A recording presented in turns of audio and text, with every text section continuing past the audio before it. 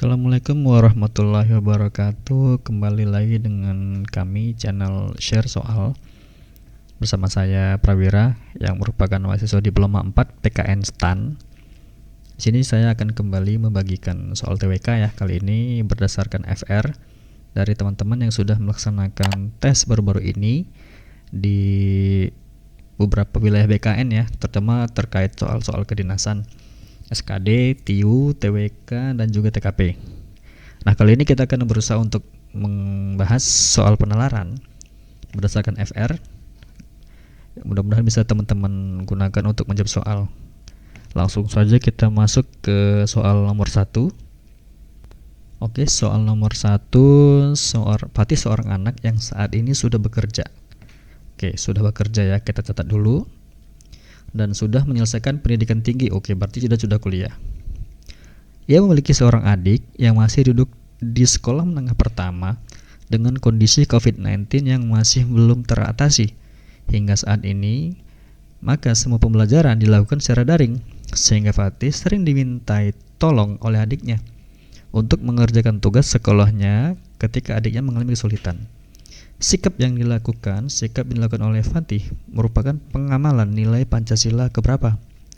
Oke, kita cek. Kalau A itu keturunan Maha Esa, B kemanusiaan adil beradab, C persatuan Indonesia, dan D kerakyatan yang dipimpin oleh kebijaksanaan dalam permusyawaratan perwakilan, atau E keadilan sosial bagi seluruh rakyat Indonesia.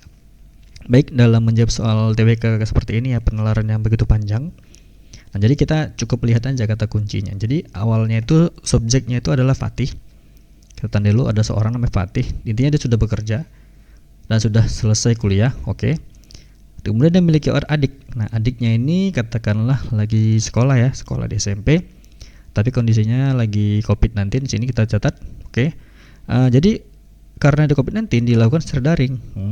Kemudian Fatih diminta tolong dan dia membantu mengerjakan tugas. Nah, berarti dia itu sikap yang dia amalkan gitu ya, di pengamalannya ini, kalau saya bilang itu lebih kepada tolong menolong.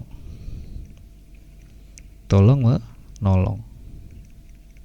Nah, kalau tolong menolong ini itu mencerminkan termasuk ke dalam sila kedua. Nah, sila kedua ini salah satunya adalah saling mencintai. Saling cinta sesama umat manusia gitu ya. Oke, jadi gitu ya teman-teman ya. Jadi nomor 1 ini jawabannya adalah B. Jadi kalau kita bisa lihat, ini sudah saya share ya. Nah, jadi ada beberapa nilai pada sila kedua. Salah satunya pertama adalah mengembangkan sikap saling mencintai sama manusia. Nah, itu diwujudkan salah satu dalam bentuk tolong menolong gitu. Kemudian yang kedua itu mengembangkan sikap saling tenggang rasa dan tepat selera. Nah, jadi saling tenggang rasa ya antara sesama ini ya, sama manusia. Kemudian kan sikap tidak semena-mena. Nah, jadi kita tidak boleh meremehkan orang lain, nggak boleh semena-mena. Ya, jadi gitu ya. Jadi ini ada beberapa sila kedua. Jadi kalau kita lihat dari soal ini itu lebih tepatnya adalah jawabannya B, karena dia mencerminkan nilai saling mencintai sama manusia. Selanjutnya kita masuk ke soal nomor 2. Masing-masing sila Pancasila memiliki kandungan. Oke, memiliki kandungan ya. Sini yang saling berkaitan dan harus diwujudkan dalam berbagai aspek kehidupan di masyarakat. Pancasila bukan hanya digunakan sebagai sebuah pedoman yang perlu untuk dilafalkan oleh bangsa Indonesia, akan tetapi perlunya implementasi dalam kehidupan nyata sehari-hari. Di sebuah kelompok masyarakat sedang maraknya bersepeda. Oke. Dan hampir sebagian warganya membeli sepeda baru dan kebanyakan produk luar negeri. Akan tetapi Pak Angga, oke ini subjeknya ya, seorangnya, salah satu warga di tempat tersebut yang tergolong paling kaya. Oke, kita catat nih. Justru, nah ini ada kata justru nih. Justru membeli sepeda asli buatan Medan. Oke, jadi dia membeli buatan Medan, buatan lokal ya. Sikap Pak Angga tersebut mencerminkan nilai sila keberapa? Apakah A, B, C, D, atau E? Oke, dalam menjawab soal seperti ini kita lihat ya. Subjeknya itu kan Pak Angga. Pak Angga itu dia intinya kalau yang saya tangkap dari mulai semua soal ini, dari sini sampai sini sampai habis gitu ya. Jadi lebih tepatnya itu kita ambil aja satu intisari yang saya tangkap itu Pak Angga itu dia membeli sepeda buatan asli Medan, yang mana dia lebih mencintai brand lokal. Brand lokal. Nah, jadi dalam memahami sikap yang dilakukan Pak Angga ini gini, dia membeli brand lokal. Dampaknya adalah ekonomi naik. Ekonomi naik. Nah, dampaknya lagi kalau ekonomi naik, maka yang dilakukan Pak Angga secara nggak langsung dia membantu masyarakat lokal. Oke, karena dia membantu masyarakat lokal, berarti dia secara nggak langsung itu dia membuat suatu kegiatan yaitu untuk mempersatukan seluruh masyarakat Indonesia gitu ya. Nah, hal ini bisa kita lihat ya di dalam nilai persatuan Indonesia yang seperti saya sebutkan di sini. Nah, jadi bisa teman-teman lihat nilai sila ketiga itu salah satunya adalah mengembangkan rasa cinta kepada tanah air dan bangsa yang diwujudkan Pak Angga melalui membeli sepeda buatan Medan.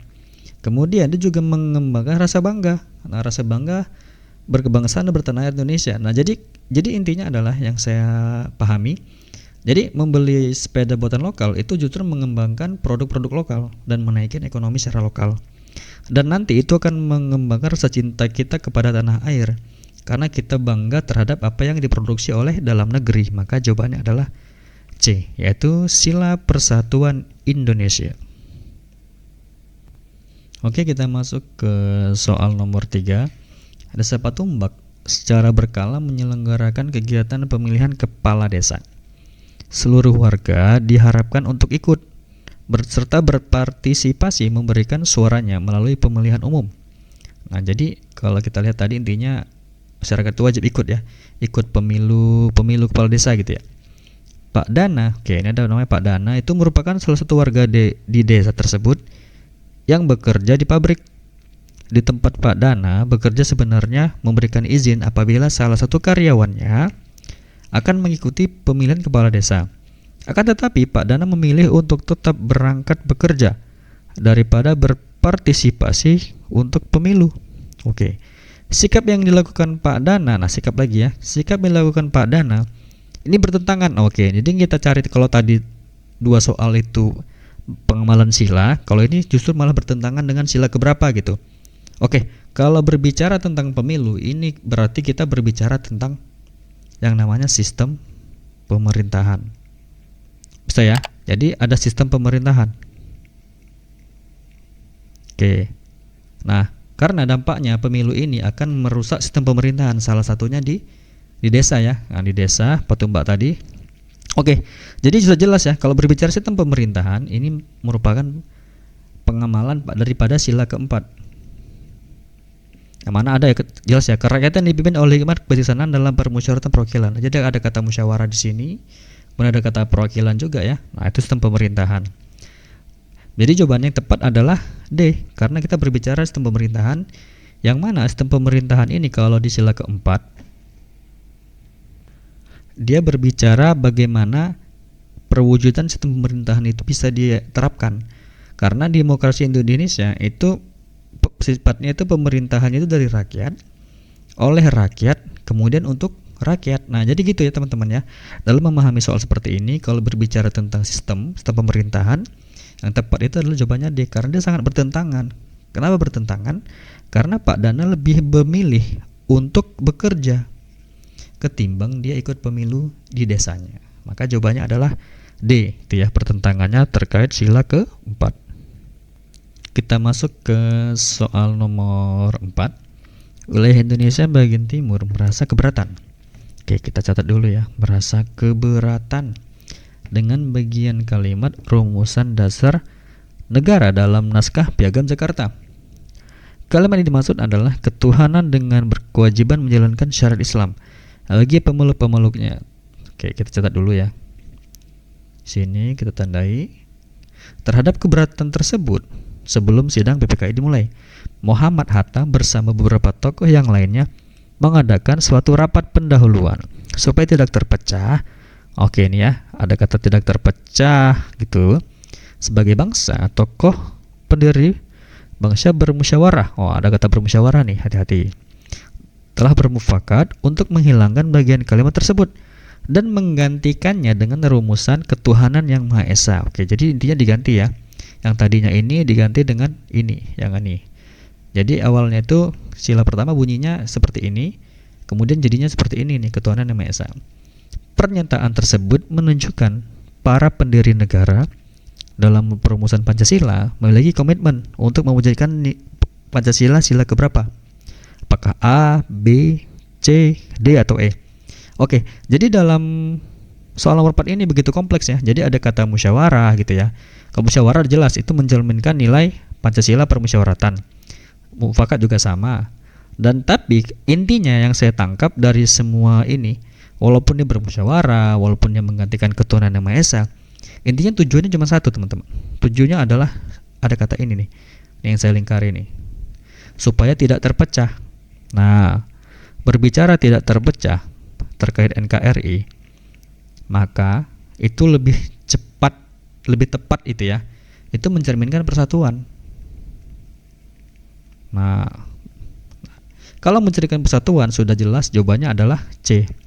Nah, jadi kata musyawarah, kata ketuhanan Yang Maha Esa, mufakat memang mencerminkan sila yang lain. Tetapi kalau kita lihat intinya adalah tujuan dari diubahnya sila pertama supaya tidak terjadi perpecahan. Maka jawabannya adalah C. Baik, soal nomor 5. Dalam kehidupan bermasyarakat, berbangsa dan bernegara, warga negara memiliki kewajiban untuk hidup berdasarkan nilai-nilai Pancasila. Akan tetapi perlu disadarkan bahwa masing-masing individu manusia memiliki pemikiran, keinginan, kepentingan, dan watak yang berbeda-beda, yang seringkali bertentangan dengan nilai Pancasila. Ada namanya Bu Kepala Desa seringkali menjadi buah bibir bagi warganya. Karena setiap menghadiri kegiatan masyarakat, beliau selalu tampil menawan dengan perhiasan dan barang-barang mewah yang melekat. Mulai dari jam tangan gitu ya, tas mewah, hingga hobinya yang sering berganti-ganti mobil. Oke, saya udah nangkep nih. Ini lebih tepatnya kayak ini ya, yang sekarang lagi flexing. Jadi bukan di sini flexing lah kurang lebih. Berdasarkan ilustrasi di atas, kebiasaan Bu Kepala Desa tersebut bertentangan dengan nilai Pancasila A, B, C, D, E gitu ya. Nilai sila 1, kedua, ketiga, keempat, kelima. Oke. Sebelum kita mencari nilai mana yang kira-kira bertentangan, sudah jelas ya kalau di sini ketuhanan Maha Esa itu nggak mungkin. Karena dengan dia flexing, jadi ini kalau bisa saya bilang ngeluhkan Bu Kades ini saya tarik ke bawah, itu lebih tepatnya dia melakukan flexing. Nah, oke, seperti itu ya. Nah, jadi flexing ini dampaknya adalah ke sosial, ke masyarakat. Oke. Nah, jadi kalau dampaknya ke sosial, nah dampaknya nanti masyarakat bisa banyak yang iri, banyak yang beranggapan hal yang aneh-aneh terhadap si Bu Kades ini, Bu Kepala Desa. Nah, maka nilai sila keberapa yang mencerminkan jangan sampai Bu Kadesnya ini pamer gitu. Yang mana sosial nanti bisa jadi stabil gitu, masyarakat jadi tidak berpikir yang aneh-aneh. Oke, kita coba masukin ya nilai keberapa. Oke, langsung aja kita masukin sebuah nilai. Ini nilai sila kelima. Nah, nilai sila kelima ini menekankan warga negara untuk mengembangkan perbuatan luhur yang mencerminkan sikap dan suasana kekeluargaan, gotong royong, tidak menggunakan hak milik untuk hal-hal yang bersifat pemborosan. Oke ya, dan gaya hidup mewah. Sudah jelas kalau seperti ini. Sudah saya rangkum juga ini salah satu nilai di Pancasila, yaitu sila kelima, yaitu tidak melakukan pemborosan dan gaya hidup mewah. Maka kalau kita lihat soal nomor 5 ini yang dilakukan Bu Kades ini bertentangan nilai Pancasila kelima. Sila kelima. Nah, karena Bu Kades ini cenderung memamerkan perhiasan gitu ya, barang mewah, jam tangan, tas dan sebagainya. Itu sangat bertentangan gitu ya, tidak mencerminkan sila kelima. Karena sila kelima ini salah satunya tadi tidak menggunakan hak milik untuk pemborosan maupun gaya hidup. Maka sudah jelas ya, jawaban yang tepat adalah E, yaitu keadilan sosial bagi seluruh rakyat Indonesia. Terima kasih buat teman-teman yang sudah menonton bagian penalaran part 1 ya. Nanti tinggal ditunggu saja part 2-nya, kelanjutannya. Kita akan mencari soal-soal sesuai dengan FR yang sudah kami rangkum. Oke, lebih kurang kami mohon maaf. Kami ucapkan terima kasih dan salam sukses.